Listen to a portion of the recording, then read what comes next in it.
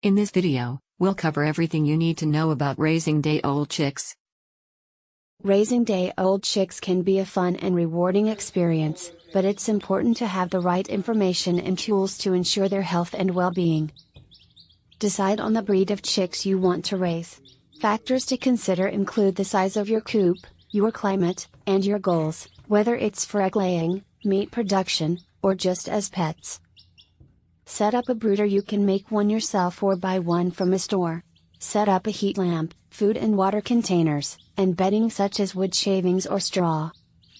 You can buy chick starter feed from a store or make your own with a recipe that includes protein, carbohydrates, vitamins, and minerals.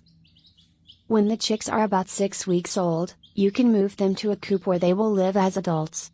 By following these steps, you can successfully raise day-old chicks and enjoy the benefits of fresh eggs. It's important to do your research and prepare ahead of time to ensure a happy and healthy flock.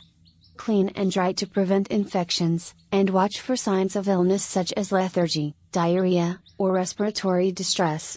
Consult a veterinarian if necessary. So these are some of the main things to know and do when raising day-old chicks. I hope you enjoyed this video. Thanks for watching.